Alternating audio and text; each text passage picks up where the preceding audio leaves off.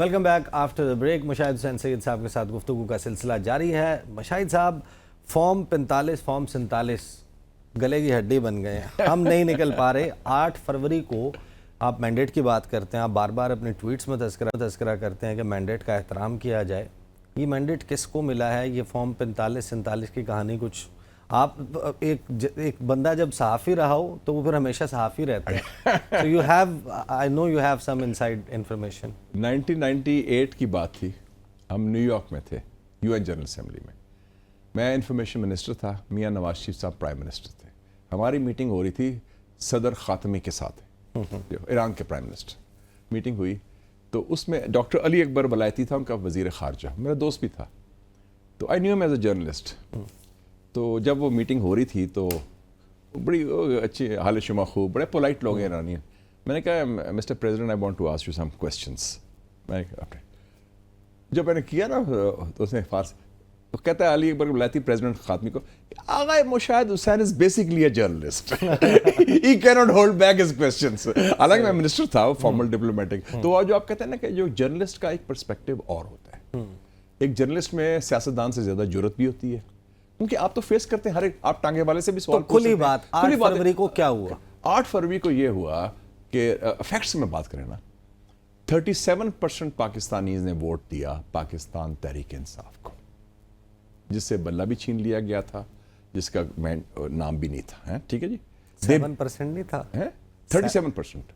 میں نے تو صرف 7% سنا ہے. نہیں, میں جو کہہ رہا ہوں جو فیکٹس ہیں نا, جو فافن کی بات رپورٹ دے رہے ہیں, جو ہمارے اپنے 37% لوگوں نے ان کو ووٹ دیا اور انہوں نے دے بیٹ دا سسٹم. یہ بڑی بات ہے. 23% نے پی ایم ایل این کو ووٹ دیا اور 14% نے پی پی پی کو ووٹ دیا.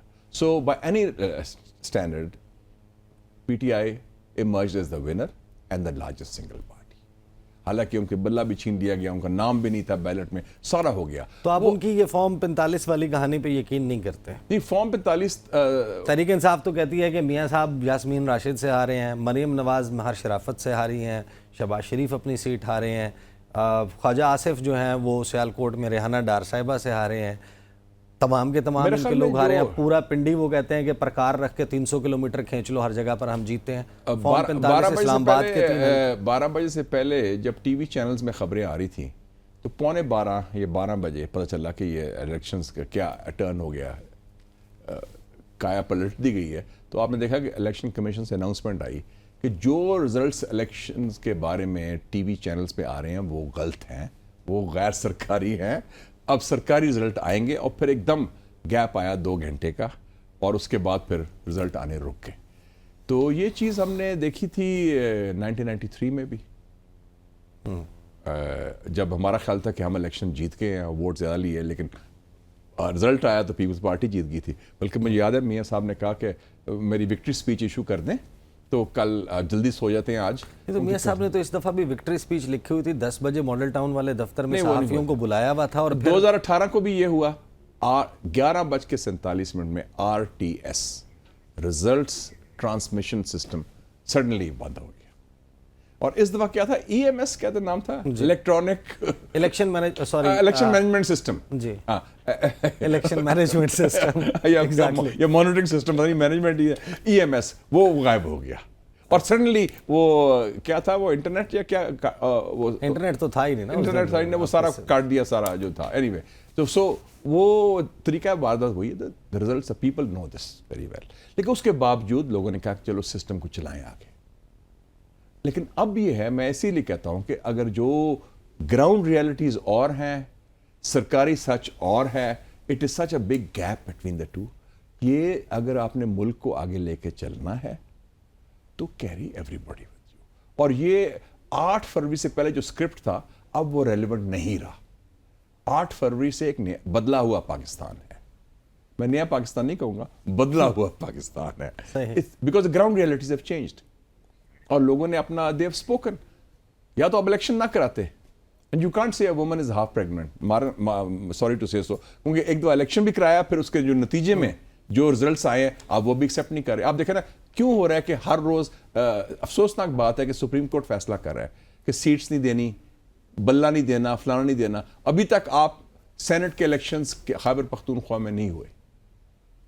इट्स इनकम्प्लीट, अभी इलेक्शन प्रोसेस खत्म ही नहीं हुआ, बिल्कुल। और अभी तक इश्यूज क्या है, क्योंकि सॉल्व नहीं कर सकते, कोर्ट्स कर रहे हैं, सुप्रीम कोर्ट, हाई कोर्ट कर रहे हैं।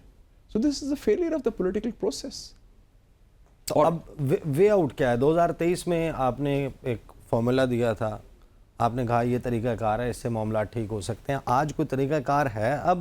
अब भी तरीकाकार है, release all political prisoners, give a healing touch, और जिनका मैंडेट है उन्होंने एक्सेप्ट कर लिया, वो सिस्टम में आ गए हैं, चाहे वो ऑपोजिशन में बैठे हैं, उनकी एक पार्टी है जो कंट्रोल कर रही है, आप उनको करें। और अब तो ज्यादा हो गया है, जजेस में रिवोल्ट हो गया है, मौलाना फजलुर रहमान साहब उस तरफ चले गए हैं, सब बंदियां तब्दील हो गई हैं, चैलेंजेस बढ़ गए हैं। आपने we should be loyal to the objective. Objective क्या है कि पाकिस्तान को हमने मुस्तहकम करना है और मजबूत करना है। तो जो अज़्म क्या है, अज़्म इस्तेकाम मीन स्टेबिलिटी। अगर आपने मुल्क में स्टेबिलिटी लानी है तो उसके लिए तो कोई एक शख्स, कोई एक पार्टी अकेले, कोई एक हुकूमत, कोई एक इदारा ये मामला हल नहीं। इमरान खान, शाह महमूद कुरैशी और तहरीक इंसाफ के दीगर जो लोग हैं, आप उनको पॉलिटिकल प्रिजनर समझते हैं? जी, मैं पॉलिटिकल प्रिजनर समझता हूँ इस वक्त। वो पॉलिटिकल उनके खिलाफ तो जैसे यास्मीन राशिद है, या सनम जावेद है, या वो आलिया हमजा है, तो सियासी कैदी है। जैसे मियाँ साहब सियासी कैदी थे, मरीम नवाज सियासी कैदी थी, उनको रगड़ा उसको मिल रहा था, वो सॉफ्ट कू में गए थे, इट वाज अ सॉफ्ट कू। मियाँ साहब को जो निकाला गया वो यूज जुडिशरी हुई थी। तो ये सीखा नहीं उन्होंने? मैं तो यही कहता हूं ना, प्रोसेस से, मैं हमेशा कहता हूं आप इस तमाम प्रोसेस में आप विक्टिम रहे और उससे आप ये नहीं सीख सके। मैं इसलिए कहता हूं कि जनाब, गलतियां तो हमने करनी है, नई गलतियां करें, पुरानी गलती ना दोहराएं, क्योंकि पुरानी गलती दोहराने से रिजल्ट वही होगा जो माजी में हुआ, अदम इस्तेकाम। So you think Imran Khans politics is not done and dusted? Not at all. 8 फरवरी मैं तो उसको भी कहा था कि चर्चिल ने कहा था ना कि if a general loses a battle it's the end. For politicians they lose battles, they survive and they bounce back. Final question, आपने पाकिस्तान की तारीख के बहुत से इलेक्शंस का खुद मुशाहिद हुसैन सैयद ने मुशाहिदा किया है। साल 2024 को माजी के तमाम जो इलेक्शंस आपने ऑब्जर्व किए हैं उसके मुकाबले में शफाफियत के एतबार से कहाँ देखते हैं? I think I would give that 3 controversial elections हुए हैं जो हमारे सामने हैं। 1993 जिसमें जो बेसिक रिजल्ट्स चेंज हुए, 2018 और 2024। लेकिन 2024 में थोड़ा सा उसका लेवल हायर था, क्योंकि उन्होंने तो वो एक सियासी जमात को ही फारग कर दिया था ना, तो political party seize to exist.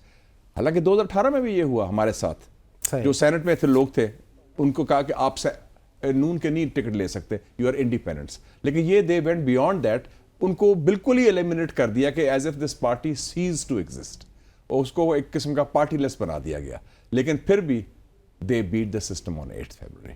तो ये मेरा ख्याल है पाकिस्तानी अवाम को हम क्रेडिट दें कि हमारे लोगों में इतना शऊर है कि उन्होंने वोट को एज अ सियासी हथियार इस्तेमाल करके अपना किया। तो ये मैं समझता हूं जमहूरियत की जड़ें कितनी मजबूत हैं, और ये मैं समझता हूँ कायदे आज़म की रूह बड़ी खुश होगी कि पाकिस्तान जमहूरियत की पैदावार है।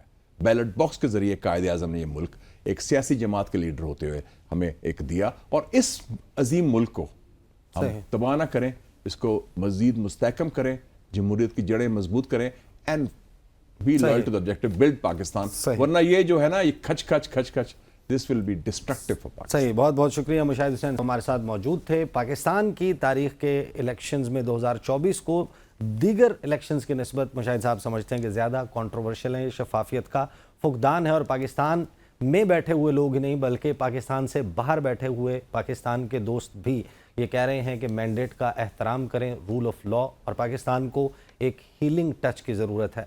क्या ये हीलिंग टच पाकिस्तान को मिलेगा? वक्त की ज़रूरत है। अब तक के लिए इतना ही, इजाज़त दीजिए, अल्लाह हाफ़िज़।